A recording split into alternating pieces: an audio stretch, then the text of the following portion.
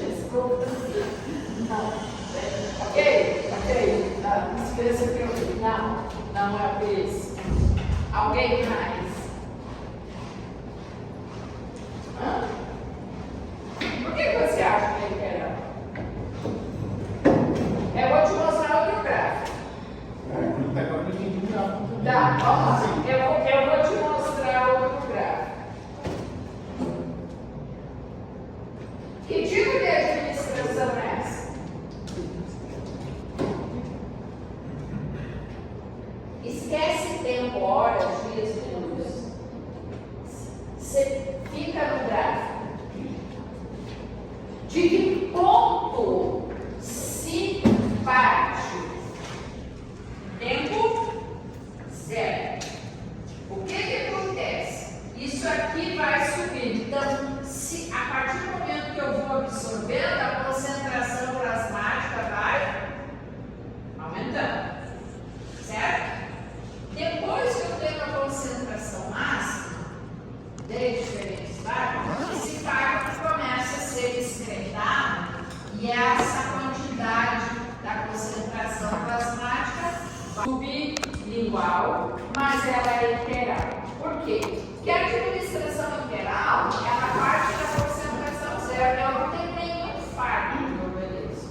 Então, a concentração ela vai subir, certo? Até atingir uma concentração máxima. Atingir a concentração máxima significa que essa droga tem que ser eliminada de todo o organismo.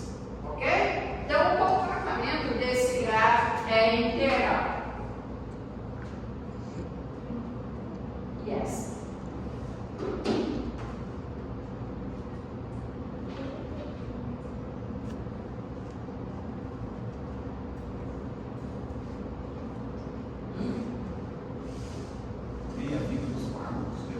Não, esquece isso aí. Eu estou falando dessa curva. Professor, não sei se tem uma coisa a ver, mas ele é aplicado? Aplicado? É, tem uma forma de administração dele aplicada? Sim. Desse? Sim. Por que vira? Eu não sei. Vamos lá. Acabei de falar quando eu comecei a falar. Todos os fármacos sofrem um processo de absorção, exceto se eu coloco o fármaco endovenoso direto na circulação, qual vai ser a concentração máxima dele? 100%. Então essa é uma administração endovenosa. Entendeu? Entendeu a relação do outro? A via literal intramuscular, a via que não é endovenosa, eu vou partir da concentração zero, eu vou subir e vai decair. É aquele gráfico anterior, certo? Este aqui é uma administração endovenosa, porque a biodisponibilidade da endovenosa é 100%. A via endovenosa não há absorção, porque o fármaco pula esse processo e ele é administrado diretamente na corrente. Então eu tenho 100%. Esse fármaco, ele vai decair tempo, dias, horas, minutos, depende do fármaco.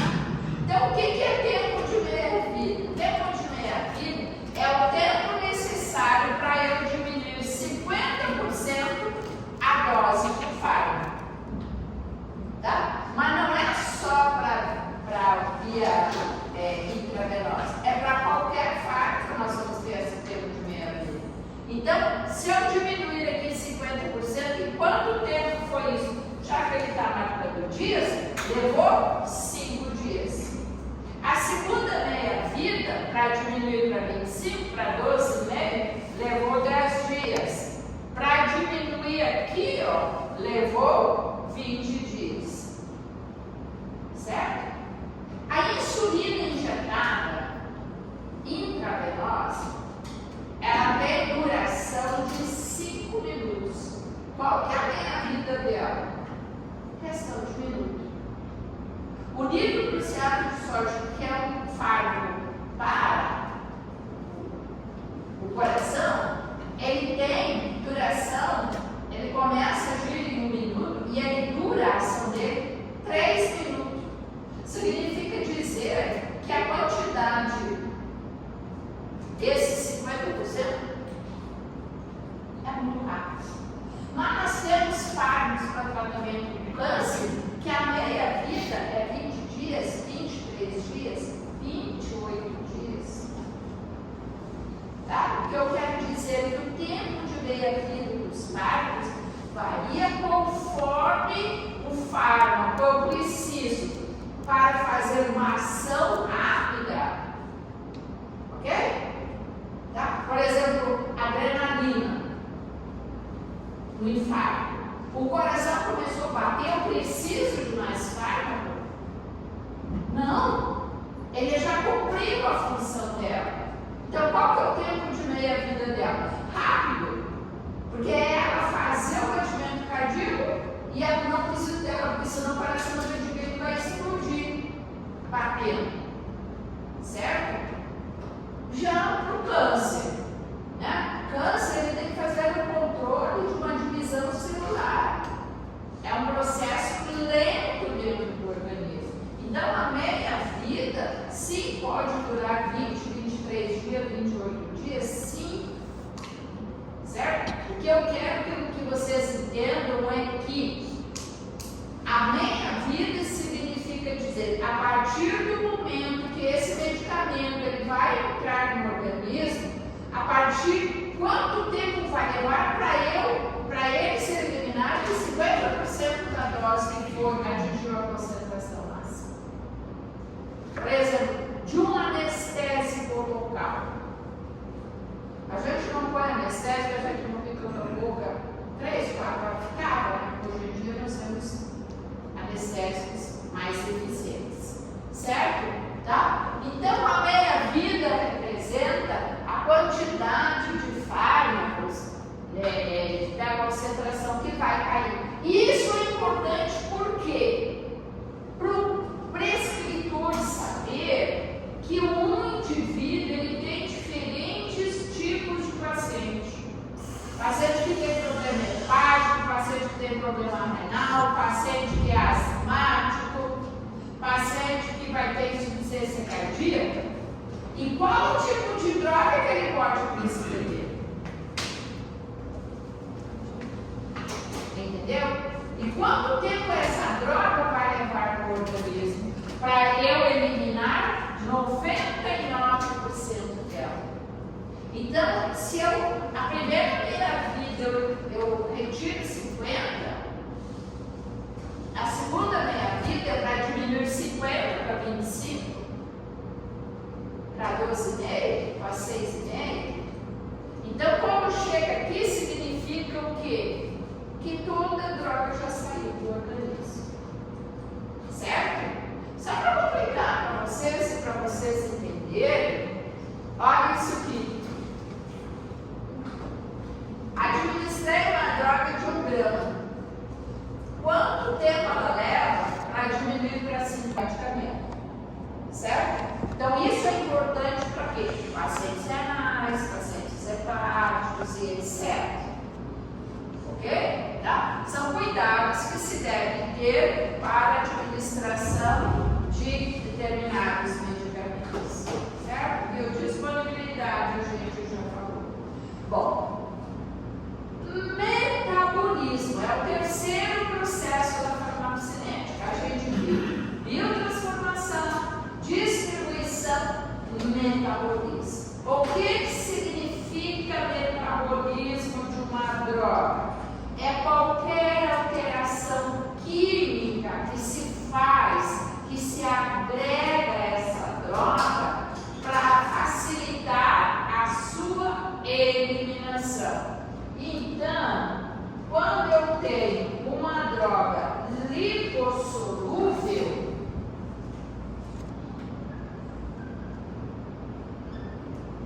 é uma droga facilmente absorvida. Por quê? Porque ela permeia a membrana. Mas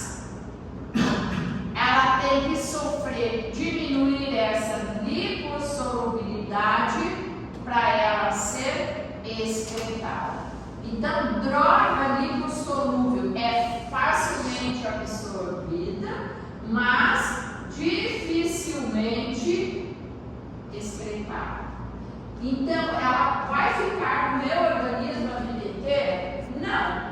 Ela vai passar pelo processo de metabolismo para diminuir a lipossolubilidade, deixar ela mais hidrossolúvel para facilitar a excreção, tá? Não só de drogas lipossolúveis, algumas drogas lipossolúveis também vão fazer por este processo, tá? Então, nós vamos encontrar aqui, né, o metabolismo de drogas, certo? Então, o metabolismo, ele vai depender do quê? Ele tem uma finalidade, que é fazer o quê?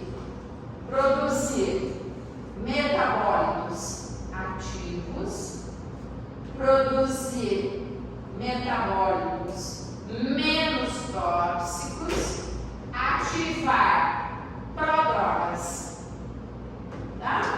Então, a biotransformação é necessária para tornar as substâncias mais polares, mais hidrossolúveis, facilitar a eliminação e ativar profármacos. Então, vamos ver o que é um profármaco, tá? Prednisolona, tá? Um corticoide que vocês vão perceber. A próxima aula ainda é dinâmica, depois a gente entra em AINES e corticoide, conteúdo da primeira avaliação, tá? Então, a prednisona é um profármaco. Ele não tem ação como corticoide, como anti-inflamatório. Ele precisa ser transformado em um metabólito ativo, que é a prednisolona. A prednisolona é que vai fazer a ação do corticoide, ser anti-inflamatório para quem tem asma, DPOC, etc. Certo? Outro exemplo, enalapril. Enalapril é o inibidor da enzima conversora de angiotensina. É um medicamento para hipertensão, tá? Todos os inibidores de ECA são profármacos, enquanto o enalapril ele não tem ação no organismo. Quando eu tomo e ele chega no fígado, o fígado vai transformar ele em enalaprilato, que é o meu metabólito ativo, certo? Entenderam o que é o profármaco? A profármaco é uma droga que, enquanto ela for... E por que eu tenho profármaco? Facilitar a absorção do medicamento, que de outra forma ele não seria absorvido, tá? Então ele tem uma estrutura especial para facilitar a absorção. Quando ele chega no rim, ele libera o seu metabólito ativo para fazer a sua ação corticoide, ok? Vamos pegar aqui diazepam. Todo mundo conhece o diazepam. Diazepam, lorazepam, alprazolam, clonazepam, rivotril, medicamento ansiolítico, certo? Então o diazepam, ele é um fármaco ativo? Sim, mas ele é um fármaco ativo que tem duração de 4 horas. Quando ele forma o metabólito ativo, esse metabólito fica atuando por 60 horas no organismo. Ok? Vamos pegar a morfina. Todo mundo conhece morfina, um opioide forte, que é para tratamento de pessoas aí, pacientes terminais, dores crônicas, dores fortes, tá? A mesma coisa, a morfina, enquanto agente sedativo da dor, ela vai atuar por 4 horas. Quando ela forma a morfina,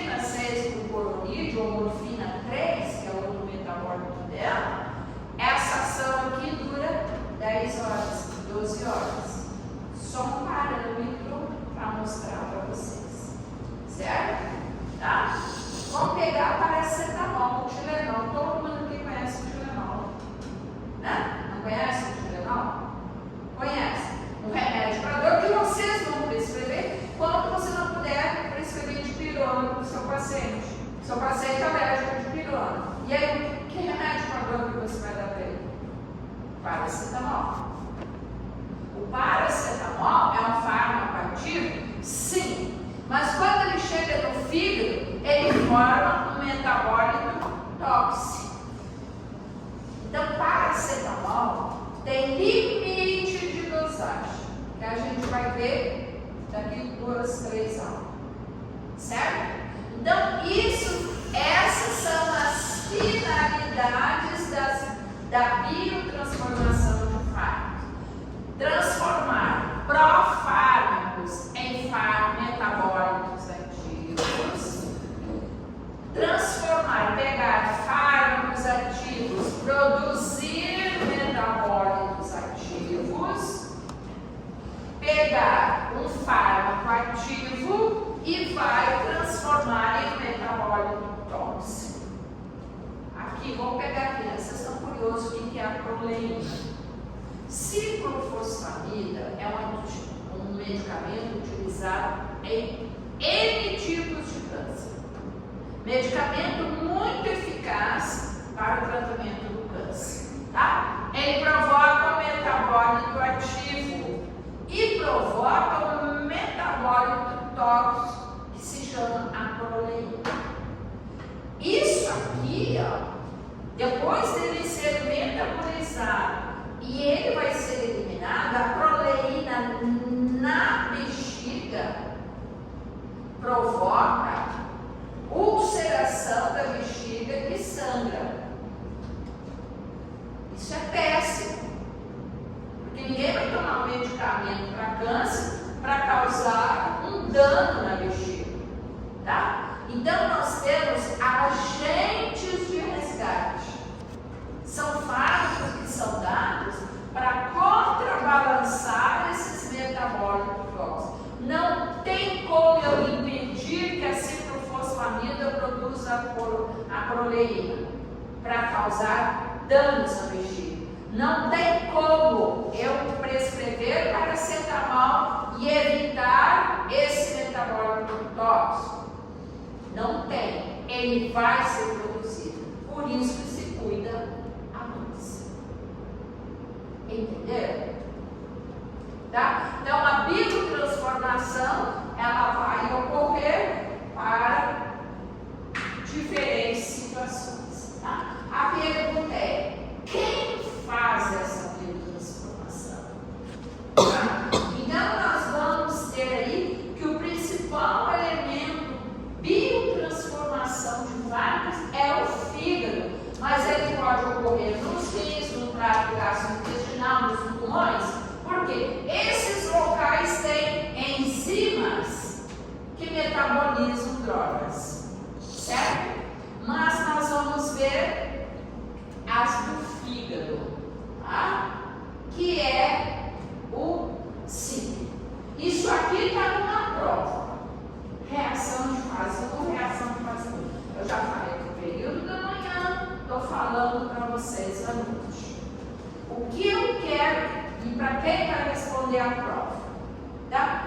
A biotransformação de drogas, ela ocorre em 2 fases. A reação de fase 1 e a reação de fase 2. Ok? Qual que é a finalidade? Formar compostos polares para que seja melhor eliminados do organismo.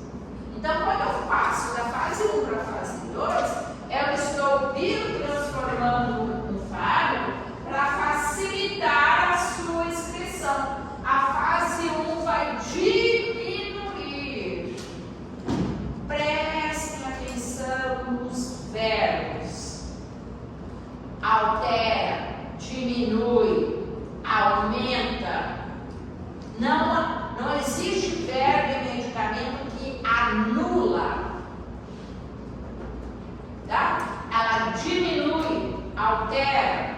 Então, a reação de fase 1 diminui a lipossolubilidade e vai jogar para a fase 2 para facilitar a excreção de drogas.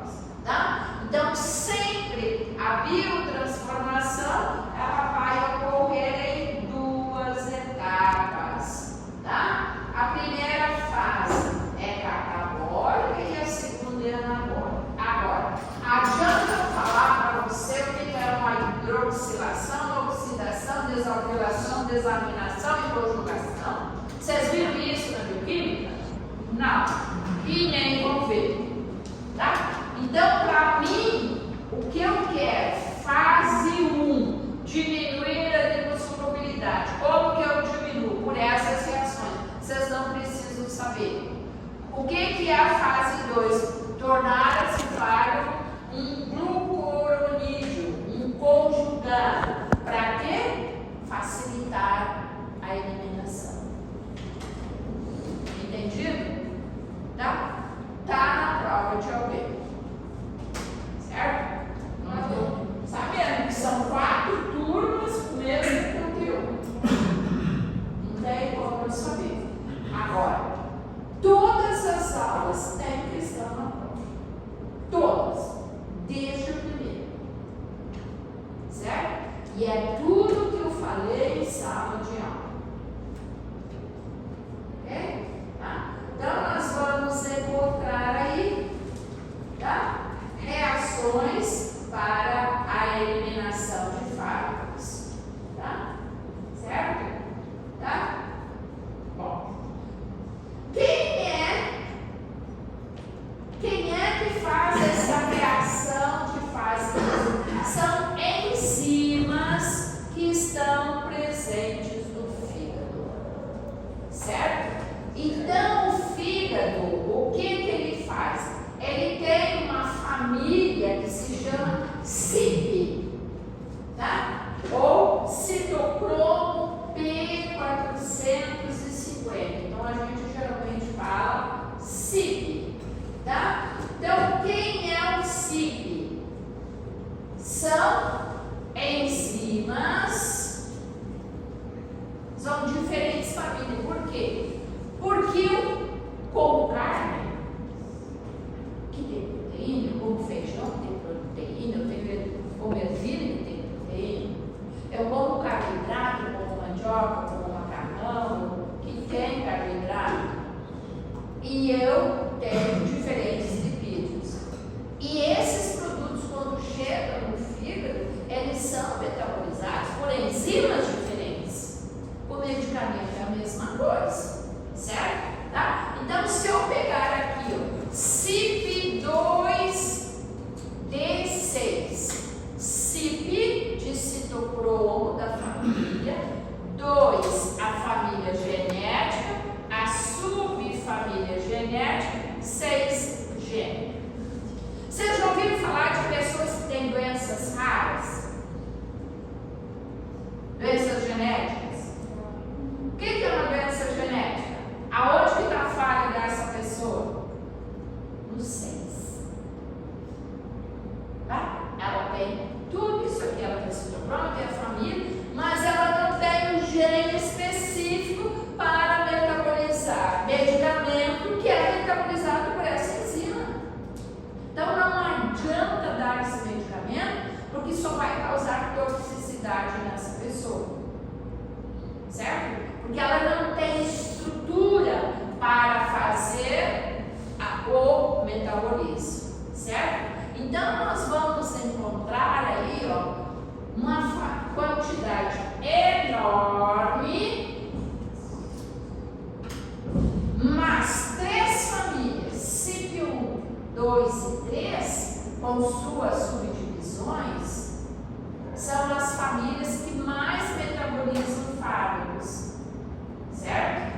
E assim nós vamos encontrar outras que metabolizam outros produtos que chegam no fígado. Certo? Então, o que eu quero mostrar para vocês é que essas famílias, né, como que elas agem. Tá? Por indução enzimática ou inibição enzimática. Então, quando um indivíduo toma a mesma medicação, todo dia, o que acontece com o fígado? Ele aumenta o número de enzimas e vai metabolizar o quê? De forma mais rápida, esse medicamento. Então, tem que se cuidar quando dos fármacos são indutores enzimáticos, certo? Então, o que nós temos? Que a indução, a repetição da administração de drogas que fazem aumento da atividade enzimática, aumenta a velocidade de produzir metabólicos, aumenta a eliminação da droga, diminui a meia-vida, é mais rápido. Em vez de durar 20 dias, vai durar 15 dias. Ok? Diminui a concentração séria, diminui o efeito farmacológico. Certo? Então, nós vamos encontrar aqui fármacos que são indutores do ciclo 3 a 4. Carbamazepina, um antiepilético. Rifampicina, antibiótico. Ritonavir, tratamento de AIDS. E perforato. Você já ouviu falar de quebra-pedra? Erva de São João? Também erva de São João? Isso aqui é erva de São João. Aí as pessoas fazem chazinho de erva de São João e tomam com medicamento. Acelera a eliminação do fármaco, diminui o efeito farmacológico, diminui a meia-vida. Certo? Bom, nós temos o outro lado, a inibição enzimática. O que a inibição enzimática vai fazer? O contrário da indução. Diminui a velocidade de produção de metabólico, diminui a depuração, aumenta a meia-vida, aumenta a concentração, aumenta o efeito farmacológico. Então, quando eu inibo a enzima, ela não vai transformar essa droga. Todos os efeitos estão comprometidos. A indução, ela vai acelerar o processo de biotransformação. Certo? Então, nós temos drogas que são inibidoras e indutoras. Quem conhece coranja? Por favor. Nome? Ana Paula, levanta sua bolsinha. A bolsa. Essa pochete. Quem conhece toranja? A toranja é uma laranja daquela cor lá, ó.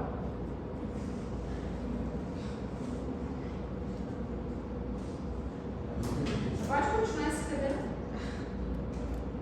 O que você está fazendo aí? O que está copiando no celular? Estou copiando atividade. Fazendo atividade? De quê? De anatomia. Você está na aula de quê? De faculdade. Tá bom. Ok? Tá? Toranja é uma laranja. Aí eu falei no primeiro dia de aula. Qual é a forma segura de se tomar um medicamento? Qual líquido? Tá?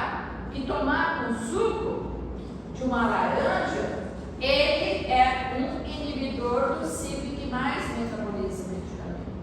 E assim é válido para... Gente, perfume sim, o que é viciado e não encontra nada, ele vai diluir o perfume e vai tomar. A pessoa viciada, ou ela faz milagre para ingerir alguma coisa, tá? Então, álcool, tá? Por isso que se diz, não se deve tomar medicamento com álcool. Por quê? Porque o álcool interfere no metabolismo de fármacos, certo? Tá? Então, nós vamos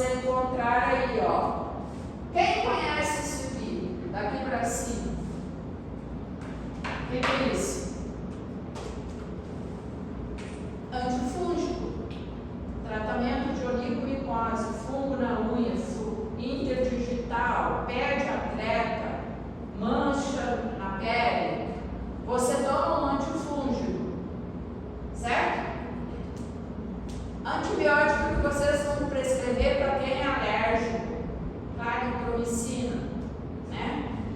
Ok? Tem situação. Assim, eritromicina, suco de toranja. São todos inibidores do CYP. Então, se você dá um medicamento que é inibidor do CYP, um antibiótico, aí vem a questão lá da anamnese. Você faz uso de algum medicamento de forma crônica? Sim, ele pode fazer uso de forma crônica. Mas você tomou algum antifúngico ou está tomando para alguma doença de pele? Porque isso é temporário. Mas o tratamento odontológico também é temporário. Ele é incisivo, porque a pessoa vai procurar o dentista na hora que o dente está doendo. Certo, pessoal? Tá? Então, nós vamos encontrar aí a forma de metabolismo que é dada pelo CYP. Mas nós temos enzimas, né, que metabolizam álcool, que sofrem interferência dos inibidores. Aquilo que eu falei. Por que não se deve tomar álcool, né? E o mais interessante, quando o homem chega na farmácia para comprar algum medicamento, a primeira pergunta que ele faz: ó, bebê? Ele não está preocupado com a saúde, ele está preocupado se pode ingerir álcool. Né? O que custa ficar uma semana sem ingerir álcool? Dá uma folga para o fígado, né? Dá um descanso aí. Mas é a primeira pergunta que o homem faz: pode beber? Qual que é a resposta de vocês? Não. Tá? E aí ele te pergunta: por que, doutor? O que você vai responder para ele? Você vai morrer. Você vai morrer, medicamento não vai fazer efeito. Tá? Se falar só isso, ele vai beber do mesmo jeito. Tá? Se falar que ele só não vai fazer efeito, ele vai beber. Tá? E excreção. A maior forma de excreção é a via renal, mas alguns antibióticos é pela bile, tá? Que pro setor vai sair pelas fezes, tá? Então, e tem a saliva, certo? Por que é importante eu saber qual é o tipo de fármaco que a pessoa usou para tendências suicidas? Isso dá uma noção para o emergencista, aquele que está de plantão lá no pronto-socorro. A pessoa tomou 30 comprimidos de diazepam. Está lá, é levada sem nenhum tipo de reação no pronto-socorro. Aí o médico vai perguntar: o que ela tomou? Não sei, mas eu encontrei. O suicida, ele deixa rastros. Ele deixa embalagem, ele fala, ele deixa carta, ele faz um monte de coisa, né? Certo?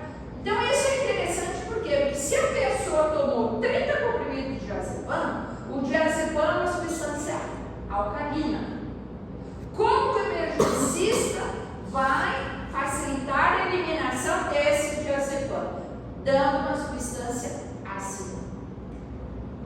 Por outro lado, se ela ingerir uma substância ácida, o que ele vai dar? Uma substância alcalina, bicarbonato, tá? Então a excreção nesse tipo de pessoa é interessante sim levar a embalagem. Tem gente que toma a embalagem que usa no campo, né, para fungicida, de soja, coisa, aquele. Ai, esqueci o nome, aquele rosinha, como é o nome? Ajuda aí, gente, quem planta soja? Ninguém que planta soja? Então todo mundo é pobre que nem eu. Né? Certo? Muitas dessas substâncias, elas são altamente tóxicas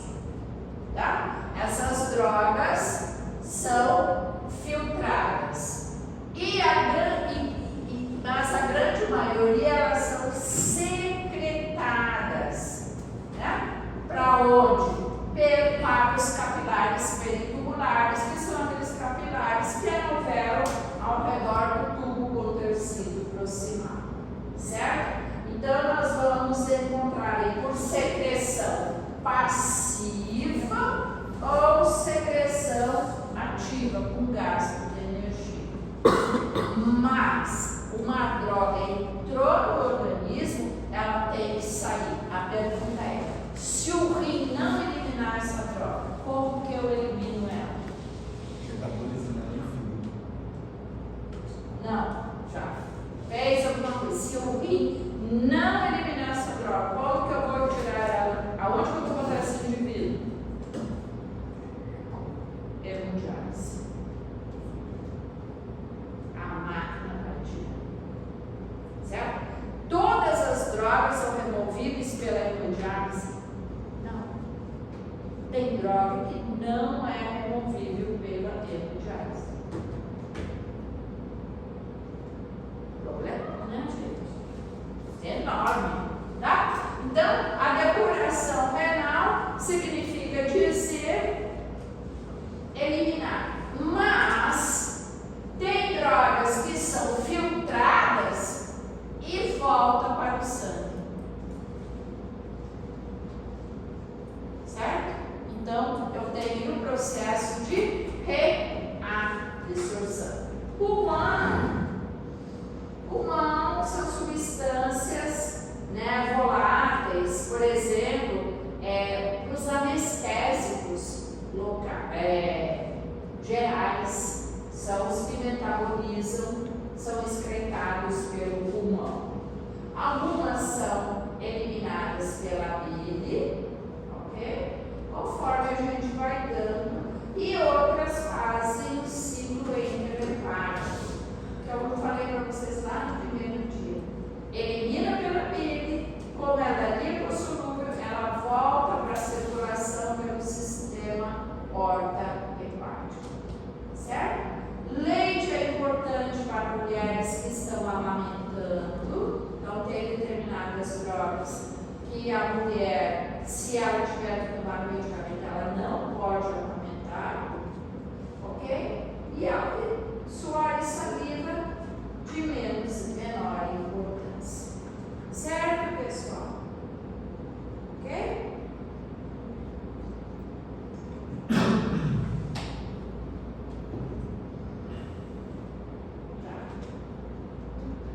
Vamos começar a dinâmica para terminar na próxima aula. Se Deus quiser, daqui 15 dias a gente entra em AIDS, aula que vem depois. Tá? Período Silva nos diz o seguinte: droga não cria uma função, droga modifica uma função pré-existente. Eu não tenho como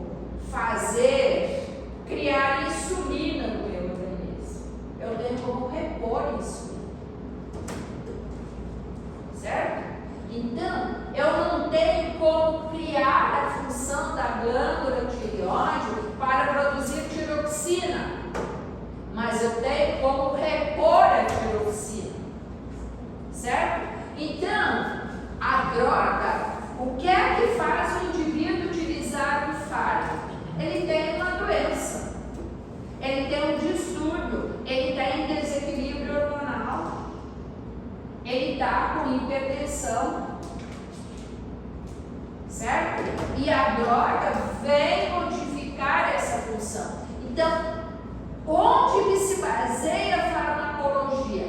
Na fisiologia, certo? Porque a fisiologia é aquilo que eu faço todo dia no meu organismo funcionar de forma adequada.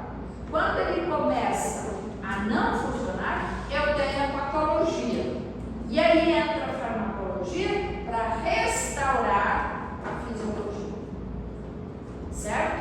Então as drogas agem onde? Onde o meu sistema fisiológico age. Onde eu produzo os mesmos elementos que as drogas também podem fazer essa ação, tá? Então vamos lá. Para começar, ação e efeito. Ação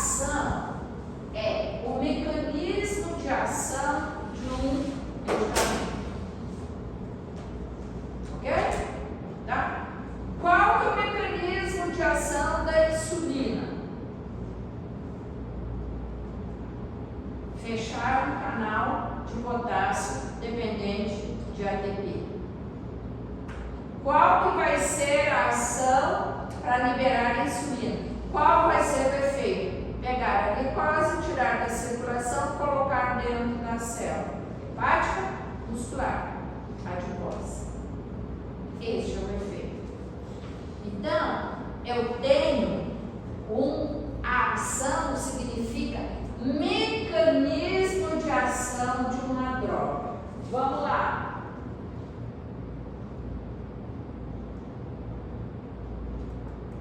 Gente, onde que está? Daqui a pouco eu falo, tá? Então, as drogas, elas vão ter o seu efeito através de diferentes mecanismos de ação. Então, as drogas estimulam ou deprimem o sistema fisiológico. As drogas fazem reposição. Reposição de quê? De hormônios, reposição de cálcio, reposição de ferro, reposição de lítio, ou trata infecções bacterianas, fúngicas, parasitárias. Certo? Tá? Então, eu vou ter aqui, ó, acetilcolina, lá da fisiologia, neurotransmissor do músculo esquelético. O que ele faz? Estimula o sistema nervoso periférico. Adrenalina estimula o sistema nervoso simpático. Isso você sabe lá da fisiologia. Certo? Tá? Então, eu tenho diferentes formas dos fármacos agir. Ok? Tá? Todo mundo conhece o que é um placebo? Placebo, todo mundo sabe, não precisa ficar falando. Né? Tá? Então, o mecanismo de ação das drogas pode ser através de enzimas. Pode ser através de abertura de canal iônico. Pode ser através de um receptor. Certo? Então, a ação enzimática, olha lá, inibindo ou induzindo. Certo? Então, vamos pegar aqui, ó, tá? Angiotensinogênio é produzido pelo fígado, renina, um hormônio produzido pelo rim. Quando os dois se encontram na circulação, formam a angiotensina 1. Inerte no organismo, sem efeito. Só que quando a angiotensina pega a pequena circulação e vai no pulmão, o pulmão é rico numa enzima conversora de angiotensina. Ela converte a 1 em 2. A 2 tem receptores nos vasos sanguíneos. E o que ela vai fazer no vaso sanguíneo? Vasoconstrição. Quando ocorre vasoconstrição lá no rim, no fluxo renal, o rim vai fazer o quê? Liberar aldosterona, que vai fazer o quê? Retenção de sódio e água, que vai aumentar a minha pressão arterial. Então, muita gente que tem pressão alta é por causa disso aqui no organismo dele. Certo? Então, esses pacientes têm que tomar o quê? Inibir a enzima conversora da angiotensina. Ao inibir a enzima, eu diminuo a conversão de 1 em 2, não tenho vasoconstrição, não tenho liberação de aldosterona, não retenho sódio, pressão arterial diminui. Qual medicamento é esse? Captopril e aquele enalapril lá, quando eu fui explicar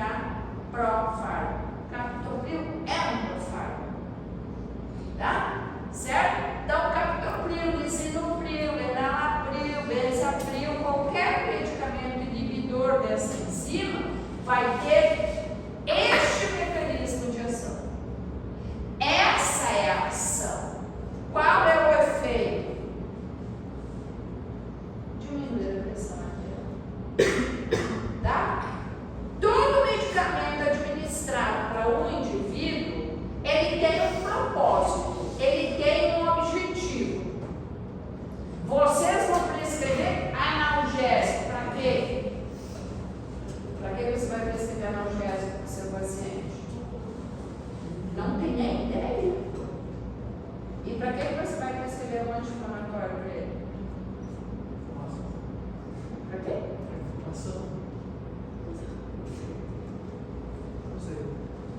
O que o teu indivíduo vai chegar no teu consultório? Para que ele vai ir lá? Acabei de fazer a pergunta 10 minutos atrás. Porque ele está o quê?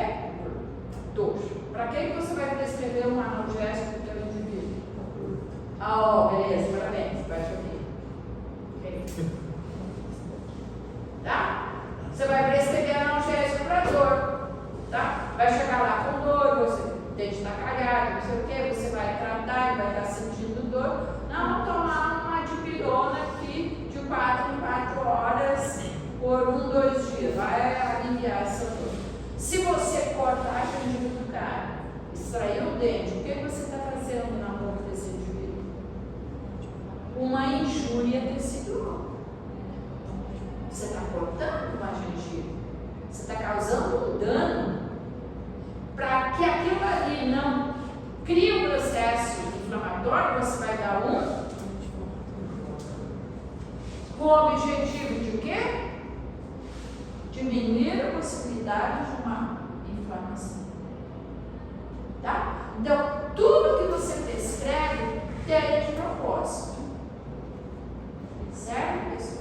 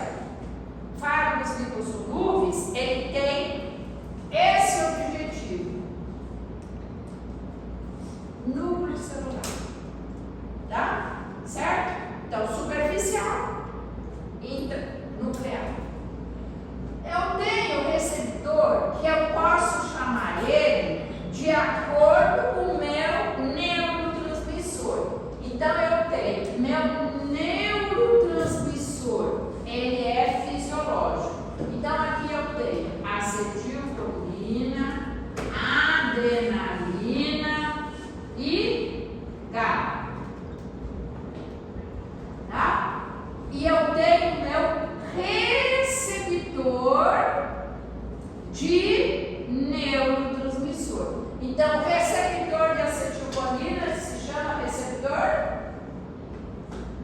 colinérgico. De adrenalina, receptor adrenérgico. Receptor do GABA, receptor GABAérgico. Certo?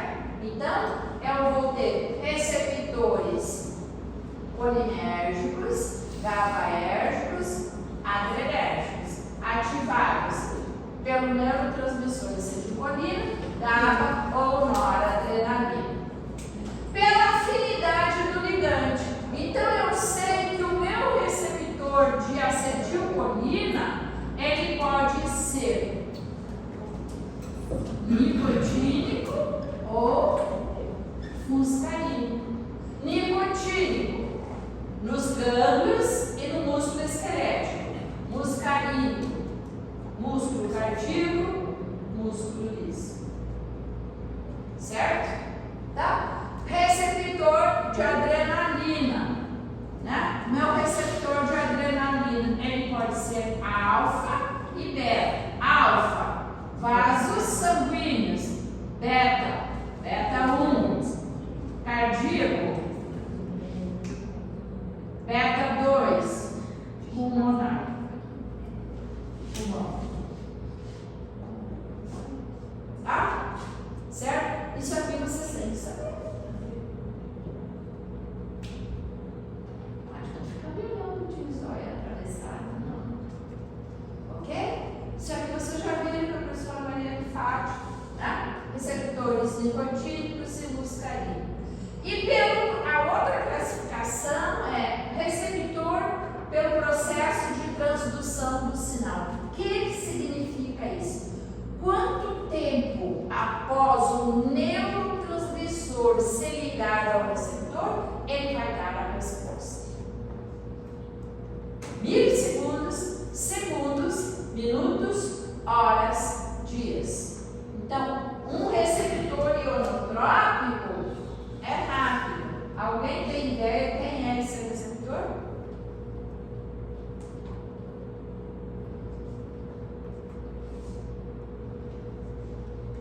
Receptor nicotínico de acetilcolina no meu músculo esquelético.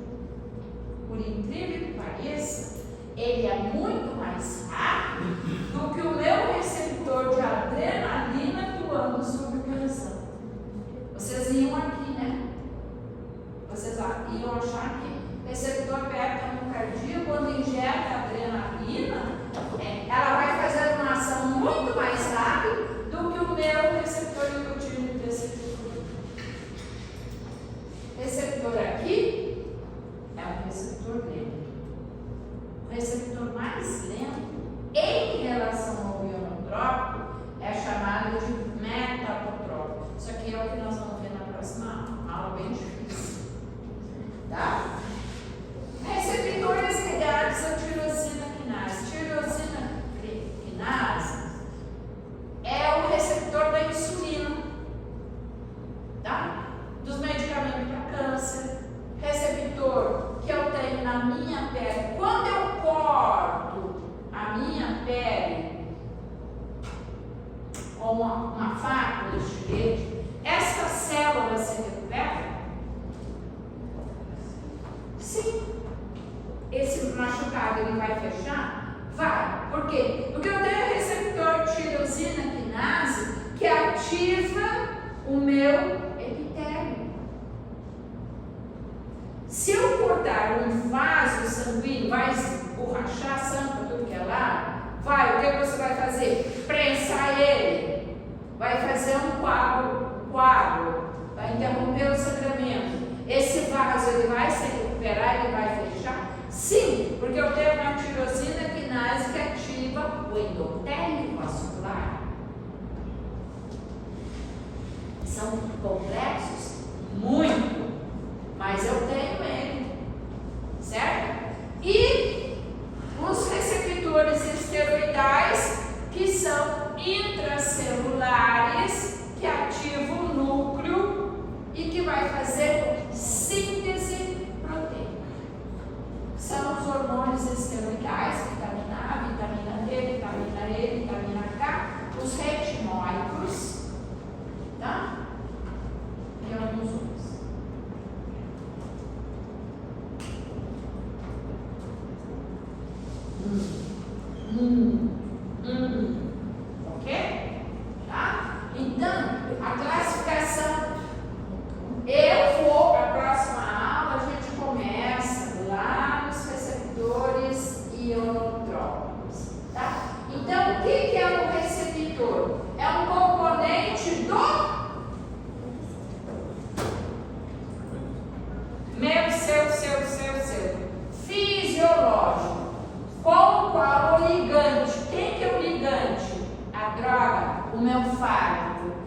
devem interagir para produzir um efeito.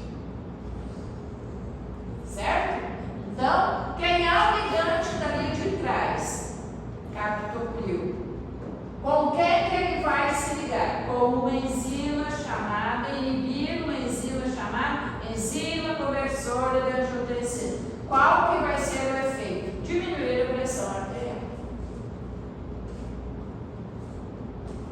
Certo? Conforme a gente vai falando, tá? Bom, todo receptor, ele tem que reconhecer o ligante e ter afinidade. Então, o que é afinidade? É a força da união entre o receptor e o meu ligante. Essa força se chama afinidade. Vamos pegar um exemplo. Vou apagar aqui. Vamos pegar um exemplo disso aí. Tá? Meu receptor de acetilcolina, meu neurotransmissor, acetilcolina, receptor, acetilcolina nicotínico, acetilcolina muscarina. Certo? Então, quando eu dou uma droga que tem afinidade pelo nicotínico,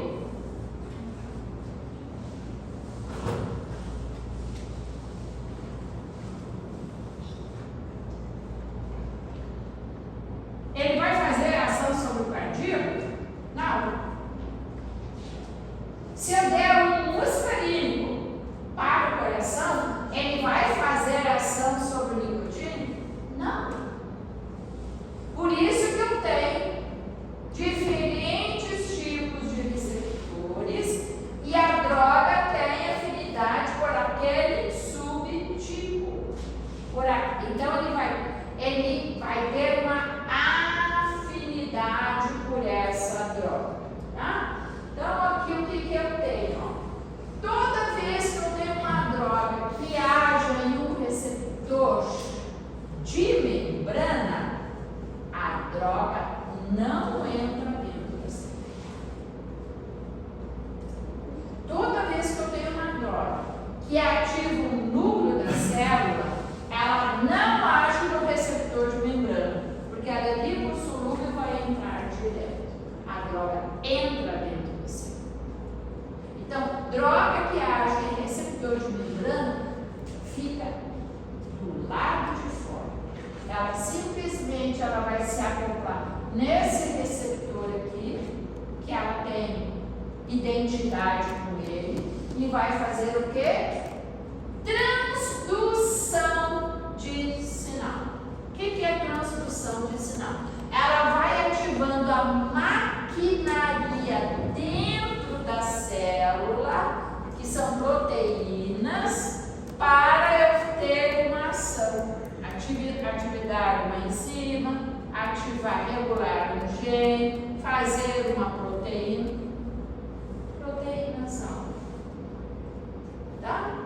Então, toda droga que age no receptor, ele tem funções dentro da célula.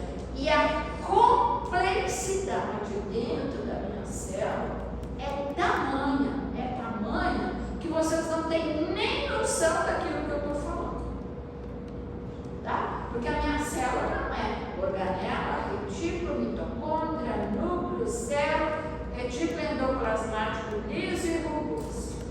A minha célula é o que tem no citoplasma e não aquilo que está dentro do organelo, em termos de fármacos. Certo? Tá? Então, esse é o objetivo de eu atuar sobre um receptor. Tá? Já estamos terminando. Ok? Então, o que é afinidade? É a força de ligação entre a droga e o meu receptor. Tá? Então, nós vamos ter que as afinidades podem ser diferentes. Então, a adrenalina, né? A adrenalina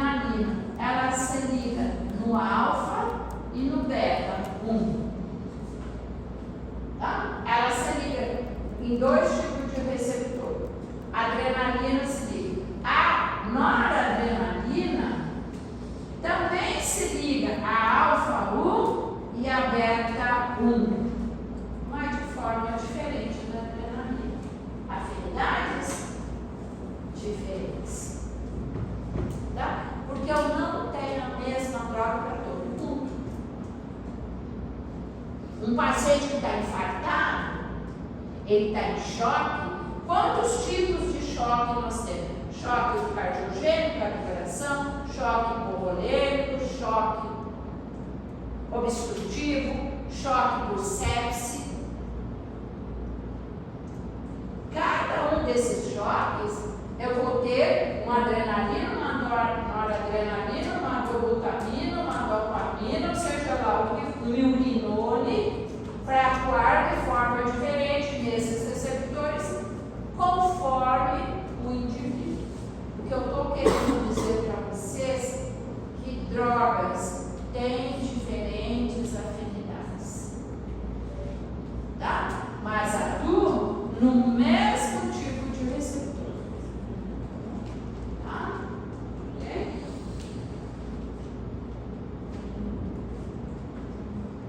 E aqui dois conceitos que vocês têm que saber: droga agonista, droga antagonista. Droga agonista é a droga, é o fármaco que, uma vez ligado ao receptor, vai produzir uma mudança na atividade, como se fosse o meu composto endógeno. Ok? Então eu tenho diabético tipo 1, não produz insulina.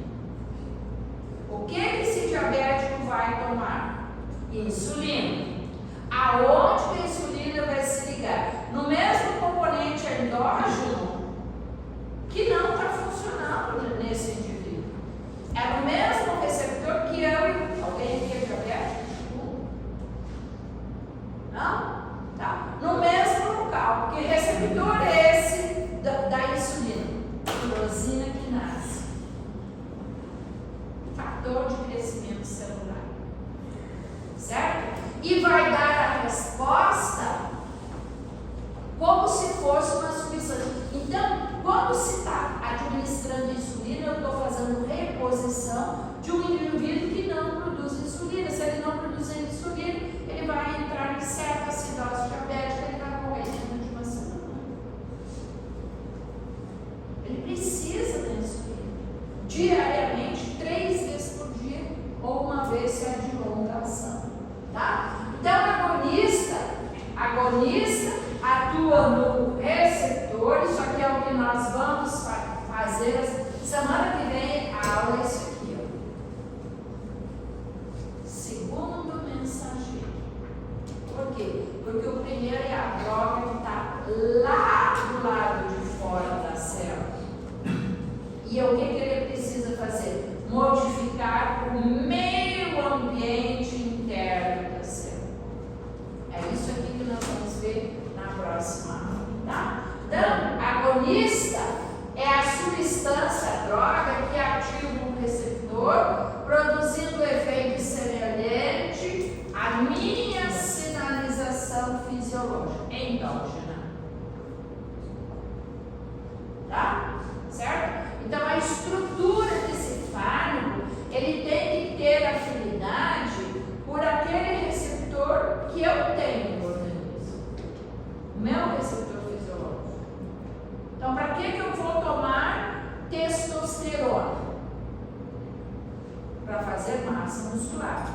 Onde que a testosterona administrada intramuscular vai agir? No mesmo receptor de testosterona que eu tenho. Porque eu tenho receptor de testosterona. Todos vocês também têm. Certo? E antagonista. O nome já diz. Antagonizando um efeito de um agonista. Então, se eu tenho, as drogas são tudo antagonistas. Anti-inflamação. Antibacteriano. antifúngico, alguma coisa. Tá? Então, nós temos muitos agonistas que servem para situações críticas. Choque, parada cardíaca, eu tenho que dar um agonista. Quem é diabético, eu tenho que dar um antagonista, um agonista. Mas eu tenho que dar um antagonista por aquela função que está alterada para mais. A minha pressão subiu demais, eu tenho que diminuir. Certo? Tá? Então, o antagonista é a droga que impede a ação de um agonista, né? Ou bloquear a ação deste agonista, ou bloquear a ação deste receptor. Certo? Tá? Vamos lá, olha como é a coisa. Adrenalina, parada cardíaca, vai ser utilizada? Sim. O que a adrenalina em beta-1 faz? Aumenta a frequência cardíaca, que vai aumentar o quê? Débito. Débito aumentado aumenta a minha pressão arterial, ok?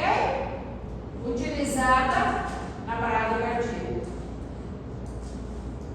Se eu bloquear beta-1, eu vou ter o quê? Diminuição da frequência cardíaca, vou diminuir o débito, que vai fazer o quê? Diminuir pressão arterial. Então, eu tenho drogas agonistas adrenérgicas e eu tenho drogas antagonistas adrenérgicas.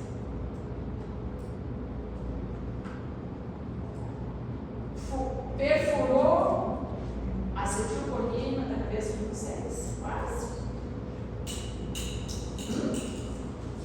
Tá difícil? O que está faltando? Estudar.